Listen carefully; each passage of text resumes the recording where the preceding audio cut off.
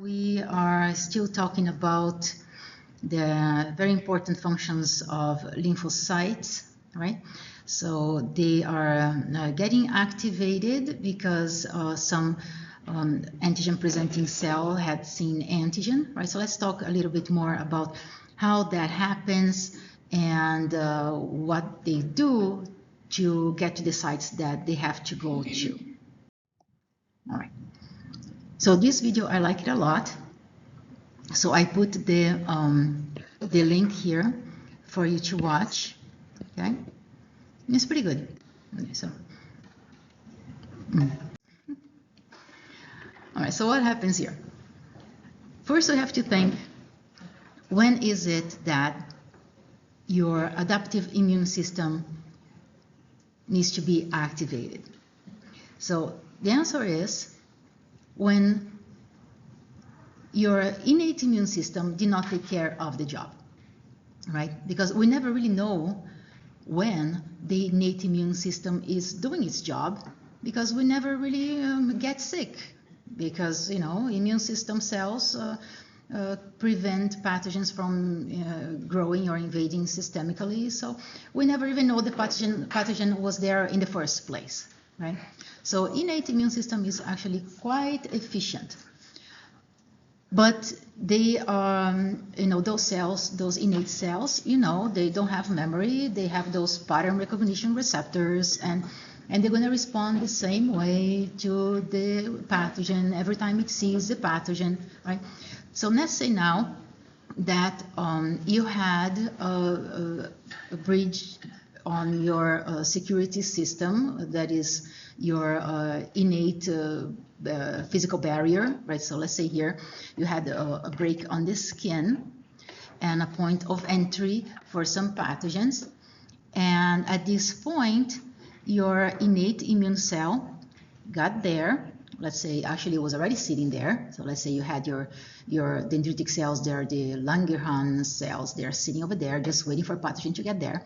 Now it detected a bacterium. So what is it going to do? Remember, at first it's just sitting there and it's not doing anything. You have the macrophage, right? The phagocyte, the eater, sitting there, and it didn't do anything until it ate the bacteria. Now it has eaten, it's not hungry anymore, it decides to move around, right? It stops being phagocytic and it's going to move around.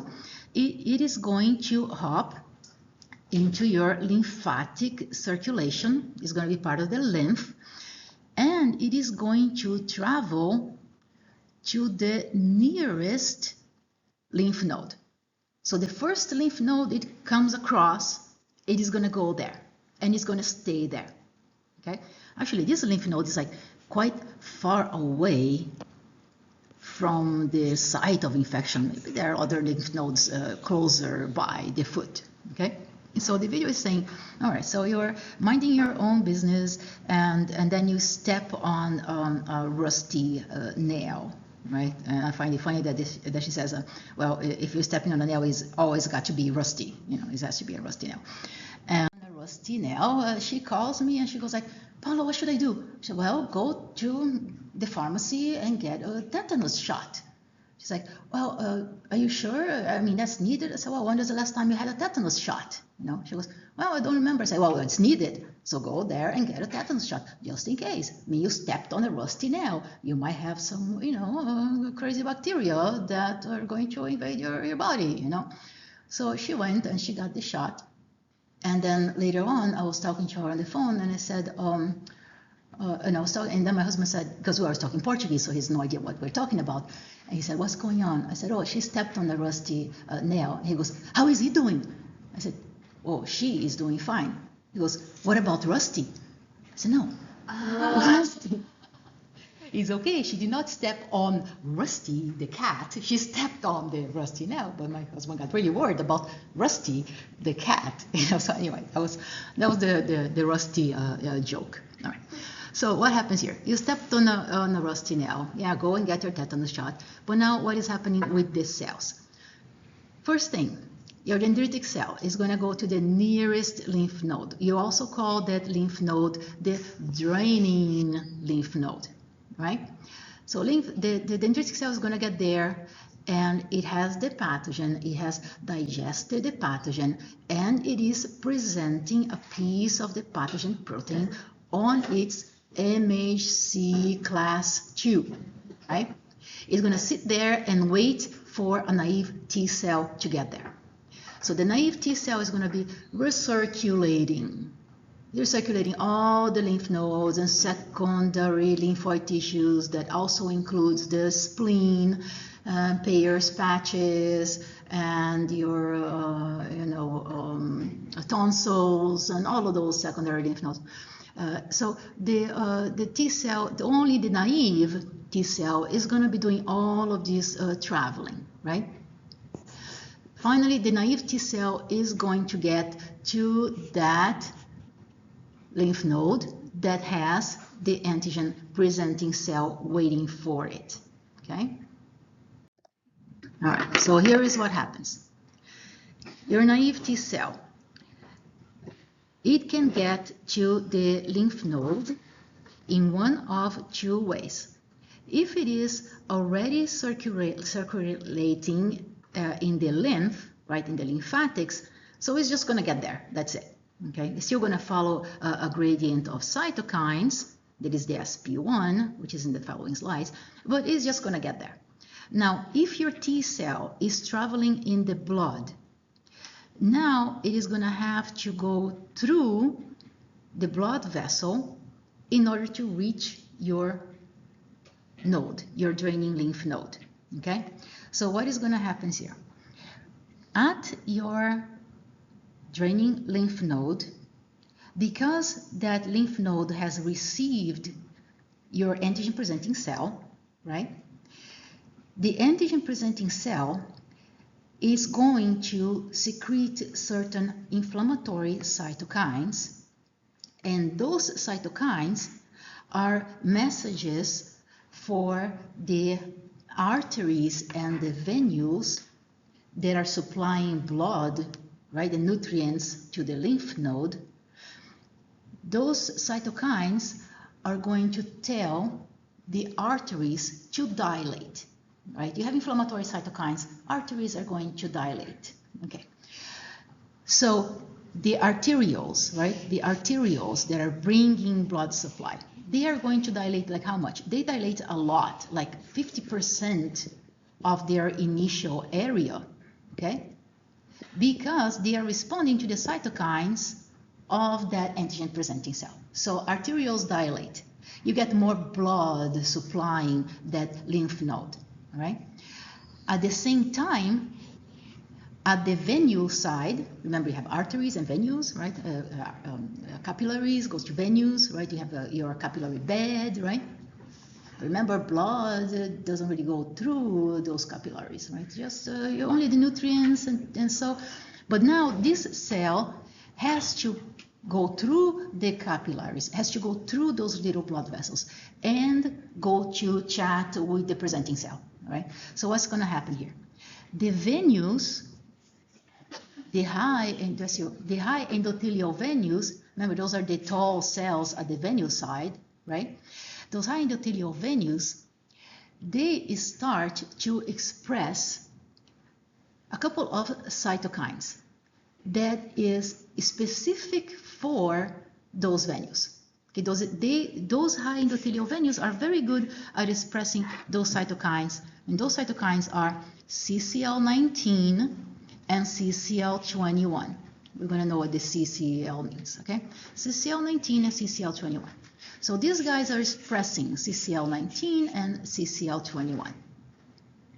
Now, the naive T cell has receptors for those cytokines. So the name of the receptor for those cytokines is receptor 7, CC receptor 7. So this thing is CCL1921, so you have a CC receptor 7, okay? Only the naive lymphocytes are going to express CC receptor 7, okay? And the reason is that the naive is looking for its antigen. It has to be circulating, it has to be traveling through all of those lymph nodes and secondary organs in order to find its antigen, right? If it found its antigen, then it's going to change its function. It's not going to be naive anymore. It's going to be experienced, and it's going to be a factor in some kind, okay? But at this point, it's just naive. It has expression of the CCR7. So CCR7 is going to feel the increasing concentration of those cytokines. That means the cytokine gradient, right? It's going to bind to the cytokines, and your naive T cell also has expression of this binding molecule here, L-selectin. Okay, it's also called CD62. It has L-selectin, and it is ready to bind to certain carbohydrates that are present at those HEVs. Okay, so two important things here about your naive T cell. Got the CCR7, you got the L-selectin. When those two molecules are interacting with their ligands, now you are going to start to upregulate LFA1. Okay, so let's see here. Okay. All right, so important thing here about the L-selectin is going to bind to this glycoprotein. This is called glycam-1 on the AGV. So this is specific for your AGV. Okay, and we'll get to the other ones later. All right. So let's see what happens here. You have that CCR7 binding to those cytokines, okay, and also binding of L-selectin to the ligand in here, okay, glycam-1. That sends a signal to your naive T cell to upregulate the expression of your LFA1, okay, LFA1. Then remember, LFA1 is going to bind to this very, very important molecule on the surface of the AGV, and that guy is the ICAM1. Where have you seen ICAM1 before? Yes, adhesion molecules on endothelial cells that are close to the site of inflammation, right? So inflammation increases expression of ICAM1. So here comes your T cell with LFA1, binds to ICAM1, and then what's going to happen? This is the stop signal that is going to make your T cell to do the extravasation, right? Can you go through? Yes, I can. 1, right? So that's a signal to go through the extravasation. So now, your naive T cell is going to go through, like between these cells, and it is going to get to the lymph node. It knows something is happening over there because of those responses to inflammatory cytokines. It is happening at that draining lymph node site. Okay. Okay, so just keep in mind, let's do a picture here because sometimes it's easy to lose the track of what's going on. So let's see, this here is your lymph node. So you have here your afferent vessels, you have your efferent vessels, and you have blood vessels. You're gonna have here blood vessels that get there. So this is your arteries, and then you get venules that come out. And we are talking about what was happening here between the arteries and the veins. So arteries get dilated, high endothelial venules are expressing those molecules and cytokines and allow for your T cell that went through the blood vessel to get inside of your lymph node. Okay, so keep that picture in mind. All right. So now, the T cell got into the lymph node. So I already talked about it coming through afferent vessels, or it's going to come through blood vessels. You are actually missing the picture of the blood vessel here. but the blood vessel would be around here. Okay, so this is a cross section of a little blood vessel right there. So the T cell can hop from that blood vessel, or it can come through your afferent lymphatics. Okay, so the afferent lymphatics there. Now, T cell got there. Where is it going to go? It has to hang around the space that is designated for T cells. So you call the space the T cell zone. T cell zone is here in yellow. Okay, it's close to the cortex, but it's not right at the cortex. So you call that place a paracortex. So that's where T cells like to hang around. So you see spaces for T cells in the nodes. You remember a P for paracortex? That's there. And when you look later at the spleen, you also have a space that starts with a P that is the zone for the T cells. Okay? So here, it goes over there and hangs around there. So here it is going to look for its matching antigen. It's going to look for that dendritic cell. Okay? The dendritic cell, when it got there, it is going to sit there and it's going to stay there. Okay? So the dendritic cell is going to be around here. Let's put a dendritic cell there. Here is a dendritic cell that has a little antigen that is going to present to the T cell and is waiting there for the T cell to show up. If the T cell gets there, it doesn't match the antigen, it's not going to stay there. It's going to go away. It's going to look for other antigens in other secondary lymphoid organs. And it's going to keep on traveling. Like, until when? Like, what else is that T cell going to do? It's looking for the antigen, doesn't find the antigen. It travels. It looks for all the other secondary lymphoid tissues. It doesn't find the antigen. What's going to happen to the T cell? Like, it actually gets bored. It gets bored to death, literally. It will die after about 6 weeks of traveling. Okay, about 6 weeks here. Okay, 6 weeks of traveling. It is going to die out of boredom. It commits suicide. It undergoes apoptosis. Okay? Because the T cells, they're not going to be living forever, right? They need some kind of stimulation. If they don't have a use, they'll just die. Kind of sad. Anyway. Another thing that's going to happen with your T cell is that not only it is going to start to upregulate those specific receptors, but it is also going to proliferate. It is going to make clonal selection of itself because it is really special. It's like the only T cell that could recognize that antigen, right? So you're going to go through clonal expansion, like right there after it got activated, right? So make a note here that this T cell is undergoing clonal expansion.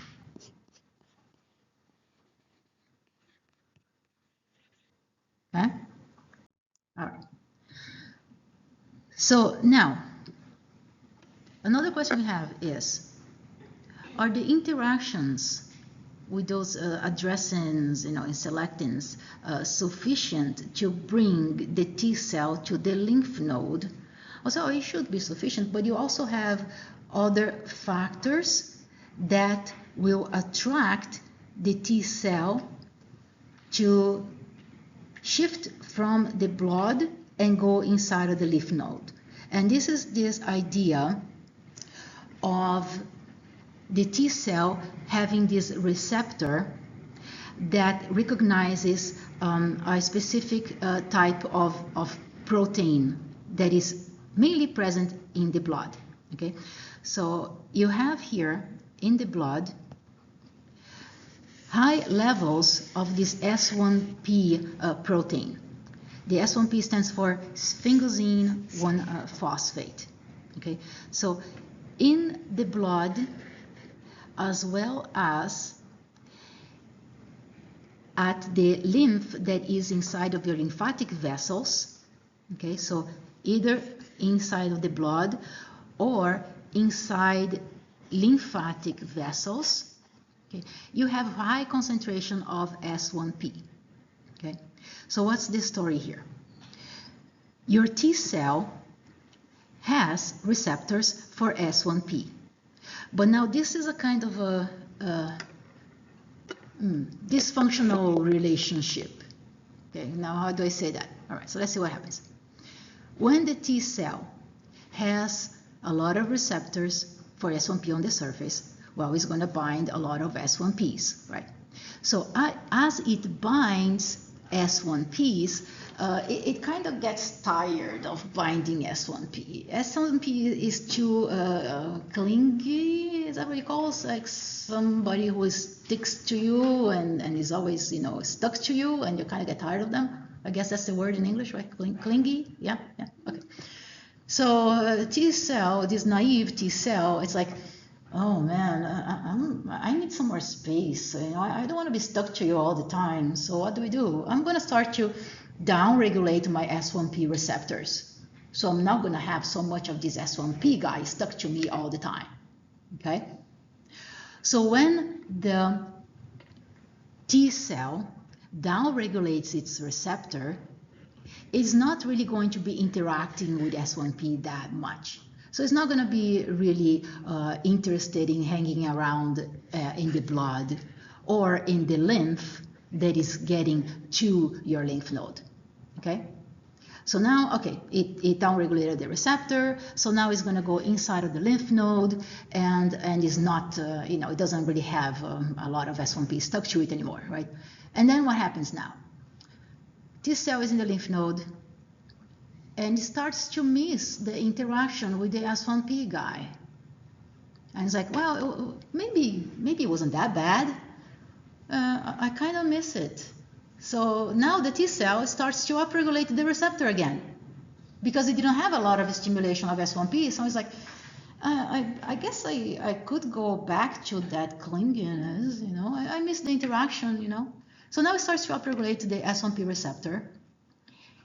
And when it does so, it will feel that the liquid, either inside of your efferent vessel or in the blood, right? Here is actually in the efferent vessel because this is the one way that your T cell has to come out of the lymph node. It has to go through the efferent vessel. Okay? It's not going to hop in back at the high endothelial venue. Okay? So it is going to come out here and it says, oh, there is a lot more S1P in that vessel than it is inside here of the lymph node. So now your T cell is going to follow the trail of the S1P. Okay? So this is another mechanism that is telling your T cell once it gets there, it's like, well, okay, you got here. Let's say that you did not find your match. So go back to the circulation and get dumped again in the blood and go find your match. Or this also happens to your experienced T cell that is stopped by over there, found the match, but it has to come out of the lymph node. It has to go to the circulation, right? So you also have this type of interaction. So you understand how this business goes here, how the interaction is going? It's like first T cell is going to have a lot of receptors, then it starts to downregulate. It loses the attraction for this guy over here, hops in there, and it's like, oh, I missed that guy. Let me upregulate my receptor again. Upregulate the receptors, and then it's going to follow the high concentration of the S1P again.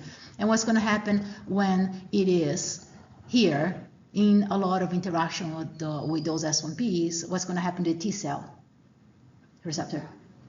It's going to get tired of the interaction of the S1P again, so it's going to start to downregulating it again until it gets to the next lymph node, right? And the same story is going to go over and over for about 6 weeks until, if the T cell doesn't get activated, it is going to apoptose. All right. So everybody got the idea here with the S1P, right?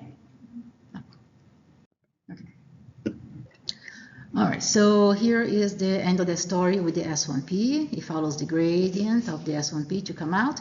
You see this shift here, this transition from efferent lymphatic, and then it gets dumped in the blood, right? Remember where the lymphatics get dumped back in blood circulation? Your subclavian veins, right? Okay, so that was the AMP1 class, AP2. So here is a little summary of those T cells interactions, just to put it in one slide, what is important for you to know on this topic. Okay, same story. Okay. So here, we're going to start looking at now, how is it that the T cells will figure out where they have to go to find the original infection site. Okay? So here we get this story that the dendritic cell, when it was in a secondary organ like a Peyer's patch at the intestines, right? At the Peyer's patch, the dendritic cell is producing certain types of transcription factors. Okay, so the dendritic cell that came from the Peyer's patch is going to produce this transcription factor that is called retinoic acid. Okay, and when this dendritic cell goes to interact with the T cell, the presence of that transcription factor is going to produce certain cytokines that are going to tell your T cell to produce some types of integrins. Okay, so the integrin that this T cell is going to produce, in this case, is called alpha-4 beta-7 integrin. Okay.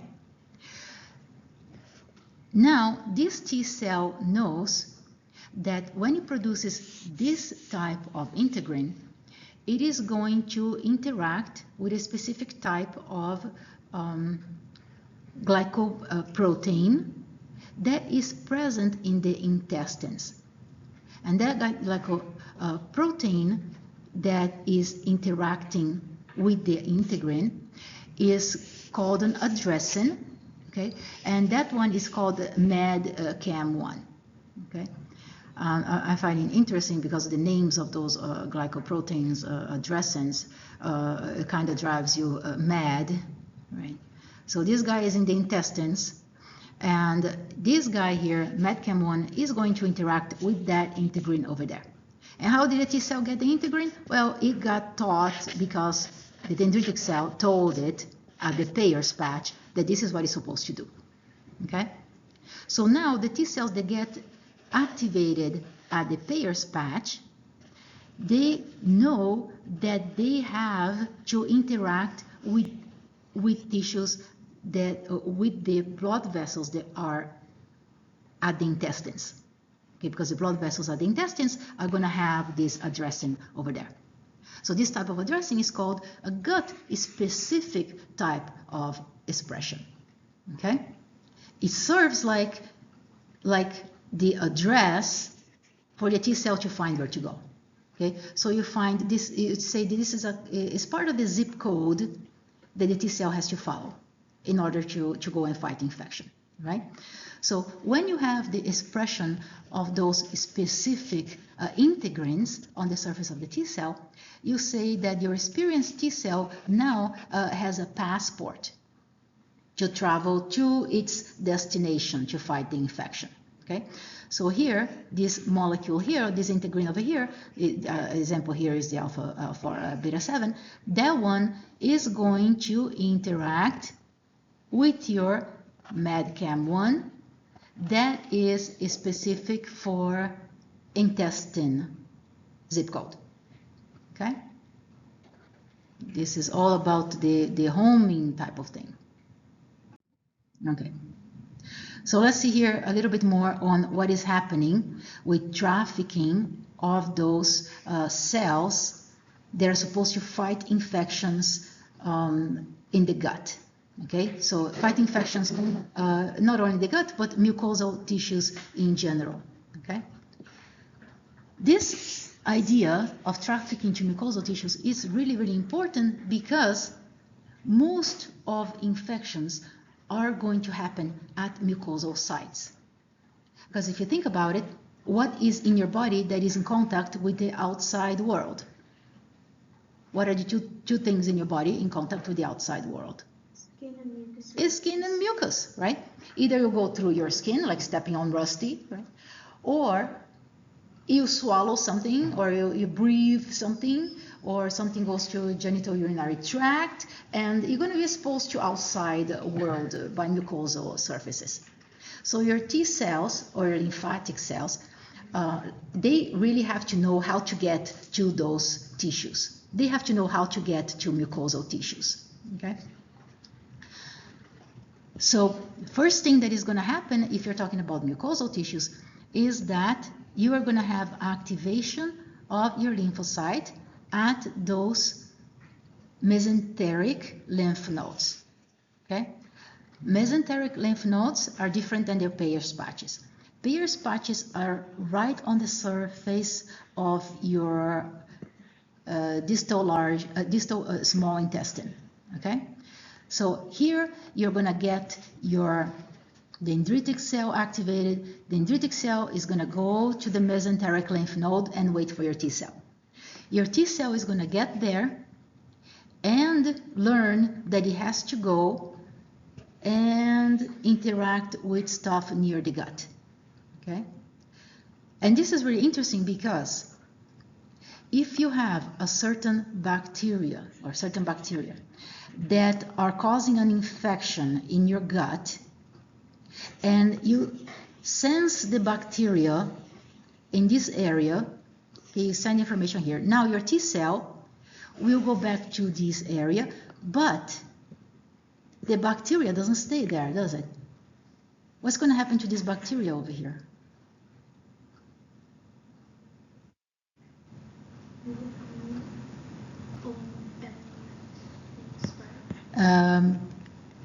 Spread? I wasn't thinking about spreading. What else is going to do? This is just in terms of thinking practically. Huh? That's one option, and you're lucky if it does. That's why several intestinal infections cause diarrhea. All right, you want to expel it, sometimes violently. But yeah, it should go out. But let's say that it was like in the proximal small intestine, and then it's going to be moved by peristaltic movement, right? It's going to be traveling inside the gut. So it causes an infection over here, and then it's going to travel some more. It can cause an infection over there. If your T cell goes back to this spot, it's going to miss the other infection down there, right? So this idea of homing to mucosal tissues is teaching your T cell that it has to go not only over here, but it has to go all along the whole area of gut tissue. So this zip code is going to tell your T cell just patrol everywhere here around the gut from beginning to end, because you're most likely going to find the bacteria somewhere else that is not the original site of infection. Okay, but you don't want to be looking for bacteria on your skin because the bacteria is not going to be there. So you concentrate here at your gut zip code. Okay, but all over the gut zip code. Okay. All right, everybody cool with that? All right. All right, so here what happens with your dendritic cell, it goes through afferent lymphatics to your mesenteric lymph node, and now you get your activated or experienced T cell that gets dumped from the efferent lymphatics back in the blood circulation, and now those T cells are going to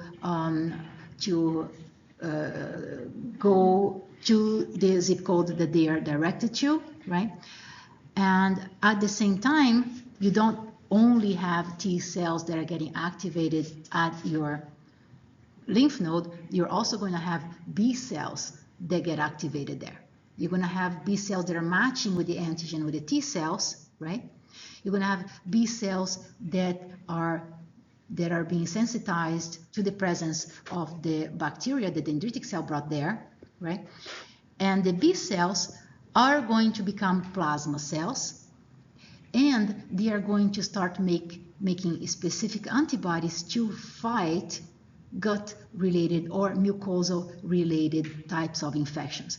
So your B cell is going to start first to produce IgM, secreted IgM, and then is going to do the class switching after it interacts with the T cell, is going to do the class switching to start producing IgA.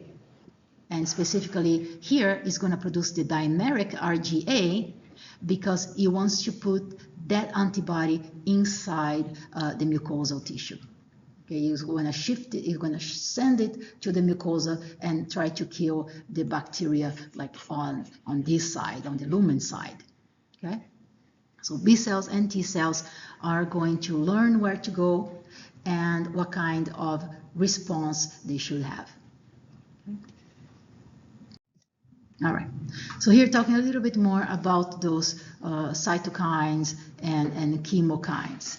Okay, so chemokines are also a type of cytokines, and mainly they are important for communication among your immune cells. Okay, but those are just terminology. I don't really care about that. So different types of those chemokines. You have the first type of family of chemokines that is called the C family. So when you look at the shape of the protein that is folding to make the C family, you're going to find cysteines that form a bridge. Okay, so you're going to find cysteine bridges that I believe, yeah, disulfide bridges that are going to shape this protein in a certain way. So this family you call the C family or CL1 type of family, C ligand type 1, because those cytokines, they are ligands to receptors, right? So you have ligand and receptor. So this guy is C ligand type 1. It is one example of the cytokine. So C ligand is going to be the class of the cytokines or the whole family. Then you have other classes of cytokines like CC family. So in this case, you have side-by-side cysteines, and each one of those is going to make those disulfide bridges. So two cysteines together, so now you have the CC family of cytokines. An example here is Rantis, which another name for Rantis is CCL5. This cytokine is actually quite inflammatory, okay? So different family of cytokines. So C or CC. And then you have this other one that's called CXC family. For the CXC, you have a cysteine and another amino acid in between, and then another cysteine. So you also have your two disulfide bridges, but you have another amino acid that gets stuck in the middle here. So the name of the members of those family, they're called CXC ligand something. Okay, so you hear CXCL something. In this case, example is CXCL8. The other name for CXCL8 is interleukin 8, and it happens that this cytokine is also inflammatory. Okay, highly inflammatory. Okay, then you have another family. You have the CX3C family. So those names get even more annoying. All right, so you got this guy here. Cysteine here, 3 amino acids in between, and then you get another cysteine. So now you get CXXXC. So instead of doing that, you call it CX3CL1. Okay, so it's just telling you what is in the amino acid sequence of that family. Okay, but you see the basic folding shape is always including in the tertiary structure, it is always including here those disulfide bridges. The only family that has only one is your C family. Okay, all the others have 2 disulfide bridges, and either they have 2 side by side or they have some amino acids that are stuck in the middle. Okay, that's just a nomenclature how that goes. So those chemokines are really important for lymphocyte signaling, telling the lymphocyte where it has to go and what kind of response it has to have. Okay, just like nomenclature of the stuff. And we know that the lymphocytes are going to go through that chemotactic business. So they like to go towards more and more concentrated areas of chemokines. So if you look here at this lymphocyte, either B or T cell, it is going to go in the direction of more and more chemokine expression. Okay? And then when you look at the site that is expressing the chemokine, of course, that's the site that you're not going to have the highest concentration, right? And then it's going to diffuse in the blood and it's going to get less and less. But the site of expression is really where this lymphocyte wants to go to. Okay? All right. So how is it that those chemokines are working? So chemokine is this molecule floating in a fluid. Is going to bind to a receptor on the surface of your lymphocyte. And here is an example of a typical receptor for that chemokine. It is a G protein coupled receptor. So you can have your deja vu feelings of cell bio, because this guy is a 7 transmembrane spanning protein, right? 1, 2, 3, 4, 5, 6, 7, right? The binding site is on the outside of the cell. The response site is at the cytoplasm, okay? So this chemokine is not going to go inside the cell. It's just going to bind to the outside of this receptor and send a signal, meaning conformational change of the receptor, that is going to change the interaction with those G proteins parts that are inside of the cell. Remember the G alpha, beta gamma, and how the thing was working, cyclic AMP, adenylyl cyclase, and IP3, and all the stuff? Yeah, so that happens to the T cells, like a lot. Okay, so depending on the chemokine, you're going to activate certain types of G protein coupled receptors, and you're going to get your signal transduction. And here's the first question. All right. Okay, so let's get here your eye clickers. Yeah, this thing is so slow. Here we go, and select. Okay. So the question, which of the following best describes the migration of lymphocytes via their chemokine receptors? Okay, what is your answer? B. B, everybody got it right. Yay. At least everybody's awake. Yay. Okay, so here, more on those receptors and personality of your lymphocytes. Okay. Yes, it gets complicated, but we try to keep it simple. I don't like complicated, right? So what is happening here? We had looked at one receptor. That was this guy, CCR7, right? What is CCR7 binding to? 19 and 21, right? And there's some other names for that guy, CCL 19 and 21. 19, 21, okay. And we mentioned that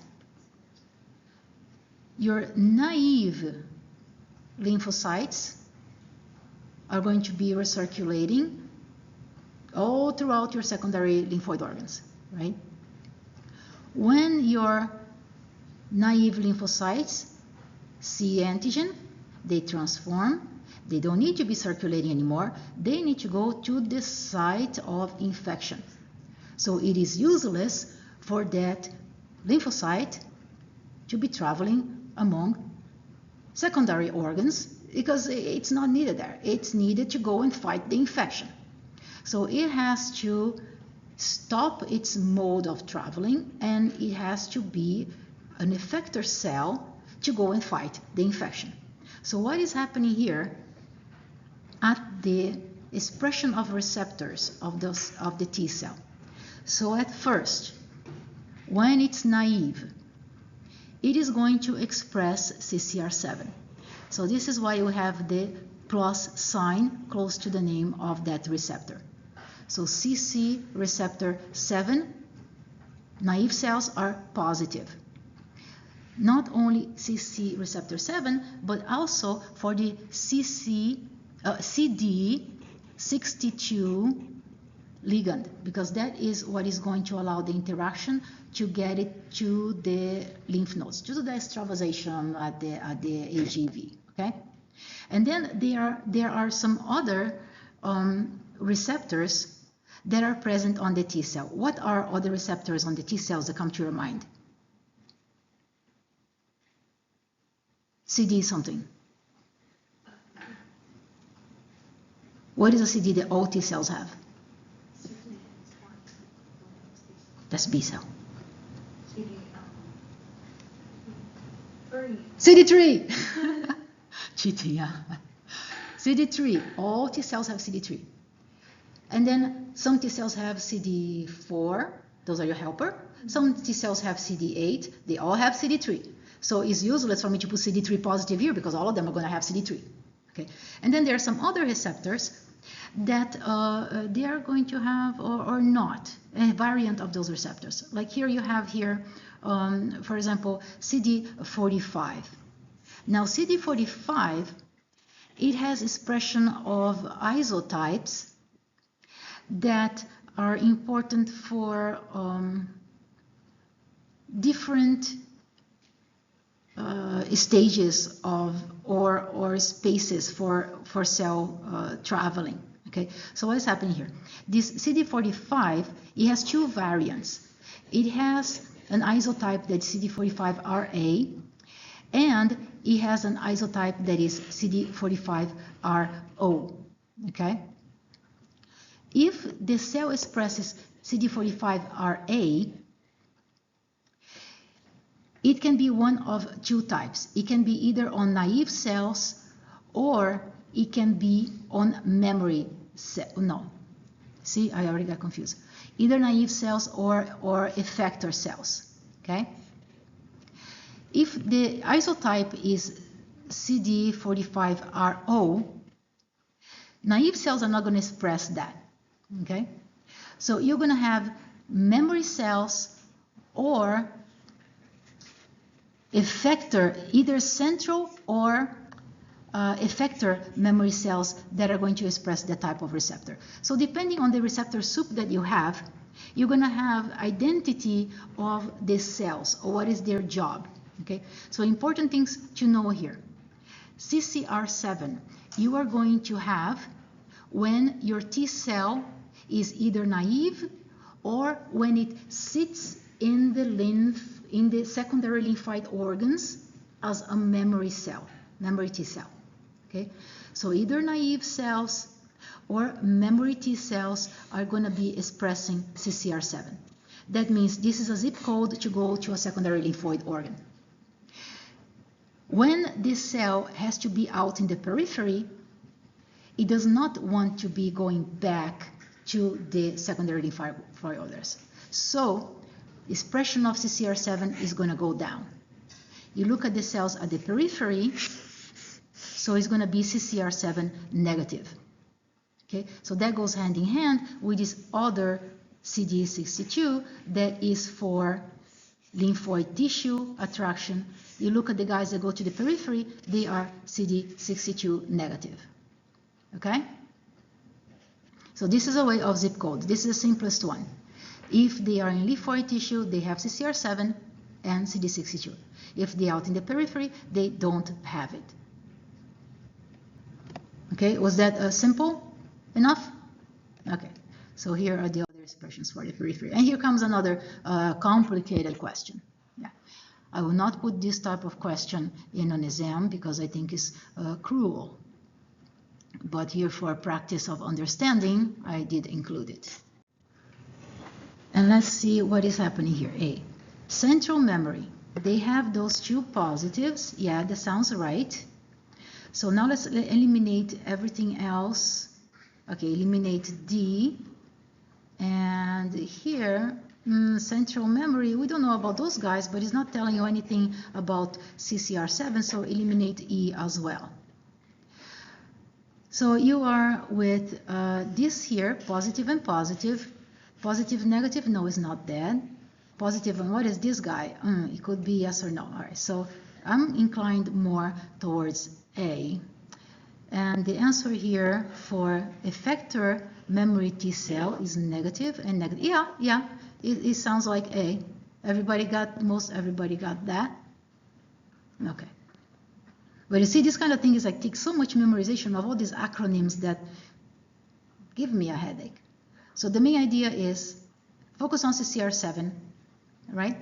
If he has CCR7, he has to go to the secondary lymphoid tissues and stay there, okay? Either as naive or as memory. All right.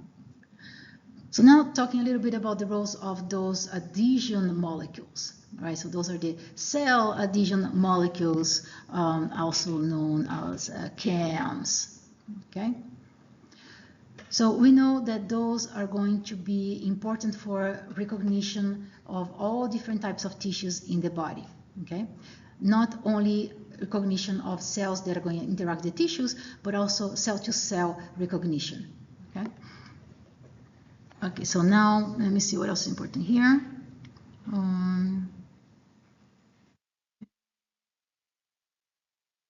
What kind of interactions that those molecules can have. They either can interact with the same type of molecule or they can interact with different types of molecules. Yeah, you can read that on your own. Adhesion molecules. All right. What kind of adhesion molecules are there? So you have all different families. You have the cadherins, and then you have the immunoglobulin superfamily. Okay, so those are the CAMs. Okay, immunoglobulin CAMs.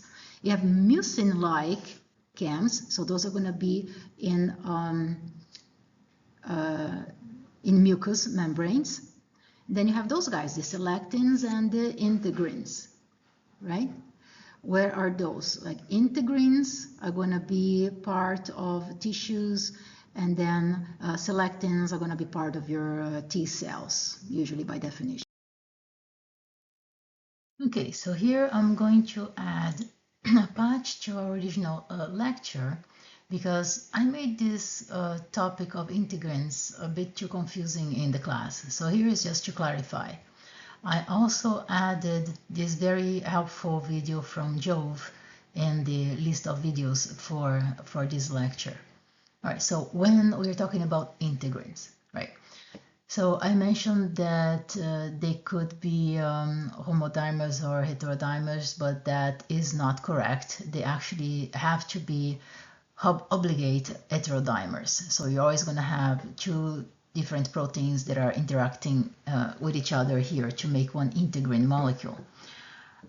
There are many forms of integrins, but we are only taking a brief look at the general function. Okay, so you have a whole family of cell adhesion molecules that are those integrins.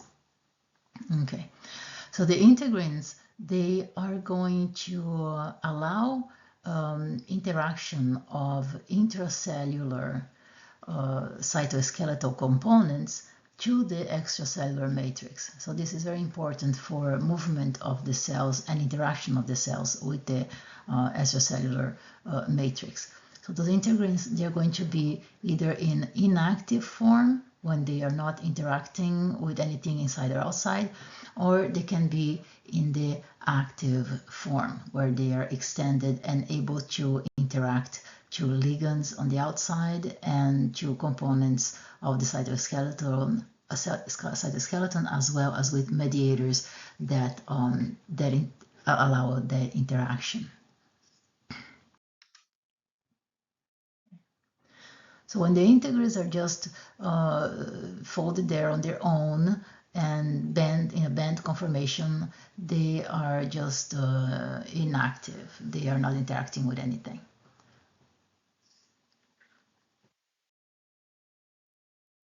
So they can be activated by one of two mechanisms. They can either be activated from the outside or they can be activated from the inside.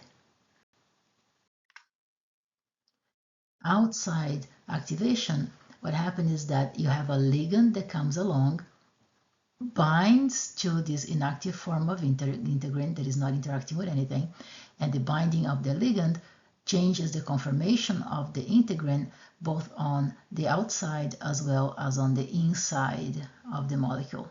And when it changes this conformation, it allows for interaction with components of the cytoskeleton. On the inside-out mechanism, you have here the folded inactive integrin on the outside. Now on the inside, you're going to have certain adapter molecules that can bring components of the cytoskeleton, like actin, can bring it close to the intracellular domain of integrin and allow for this interaction. When you have the interaction happening, that is going to change the conformation of this whole molecule and shift the outside part of integrin into this active conformation, which is now able to interact with the ECM. So finally, let's go to this guy over here. All right. So here, the idea of zip codes and homing of those lymphocytes, right? So when you look at different tissues, you know that you're going to have your resident dendritic cells sitting there. And until recently, depending on the tissue that you had different names for those dendritic cells. Now you call them resident dendritic cells. But if you see something that says, Langerhans cells, those are names of the dendritic cells that stay like right under the skin, okay? And they have, depending on the other tissues, you have also other names for those dendritic cells. Now, besides your dendritic cells, you're also going to have T cells that are present there, and you're going to have those phagocytic cells, right? So phagocytic cells, T cells, and you're going to have natural killer cells, because remember, if you break this physical barrier, you need to have cells there that are ready to attack the invader, okay? You're going to have your big eaters, and you're going to have specialized T cells. You're going to have other cells of your innate system that are very good at causing inflammation, right? Remember, those mast cells are very good at dumping those granules, right? Histamine, so causing inflammation. And you have some very cool T cells over here. We are looking at functions of your alpha beta T cells. Those are the ones that circulate a lot, right? And those are the ones that are naive and get activated, yeah. But then you have, sorry, one second. So then you have these other guys that I didn't mention before. This is also T cell, but they're not alpha beta. They're gamma delta T cells, okay? These guys are important right under the skin, and they are also important at sites of mucosal tissue, okay? Because these guys behave differently when compared to the alpha beta cells. Remember, alpha beta cells are going to recognize antigen presented on MHC, right? These guys over here, they have different types of T cell receptors. They like to behave just like if they were B cells. They have receptors that can recognize 3D, just like B cells. And this is very useful because these guys here, when they recognize 3D antigens, they are able to kill the antigen right there on the spot. So they are more or less a backup of your natural killer cells. Okay, just in case your natural killer cells don't recognize some infected cell over there, or don't recognize something that they can kill right away, these guys here are able to recognize 3D invaders and kill them right away. Okay. All right. So what is happening over here? The question here, again, goes to this idea of where is it that the cells know where to go, right? So we know that in the blood vessels, you're going to have expression of those addressing molecules, so we call them addressants, right? And depending on where the blood vessels are, they're going to express different addressings. So those are your zip codes, right? Your T cell is going to be expressing certain selectins, right? And depending on the expression of those, they may or may not interact with the addressins, okay? So if you have the proper combination of selectins that interact with more of the addressins, then you're going to have a good match for the zip code. Okay, so your cell knows how to get to that spot. So here you have an example of cells that will go to the blood vessels in the gut. And then by the same idea, you have cells that will go to the blood vessels in the lungs or the liver or the skin. And what is changing here, you see that you have those selectins on the surface of the cell, of the lymphocyte, right? So here, for example, if you go to the gut, you have LFA1, you have your L-selectin. Now, if you go here to the lungs, you have LFA1, CCR5, other types of zip code molecules that are exclusive for interaction with the binding molecules that are right there at those blood vessels. Okay, so it really, really works like a zip code. Okay. Everybody got that part? Yeah. All right. So, what are these molecules that make these combinations of zip codes? Right. So here you look at your naive T cell. Again, you have here CCR7, right? That's an important one. You look at your activated T cells. You are not going to have CCR7. Okay. So these activated T cells are either effector or memory T cells, right? So one thing that you have important here is your CCR5, LFA1, it's the same thing as there anyway. Okay. Now you look at what is it they can bind to on endothelial cells. So you have a whole repertoire of different molecules. Okay. So main thing, focus on presence of your CCR7. Okay. So, here is one last slide for points. Oh, this is a bit of a tricky question, so pay attention to it. What are vascular addressins? Okay, what is your answer? It is D. Okay, so you have ligands to bring the homing of those lymphocytes. And for a change, we finished before 4:50. Yay!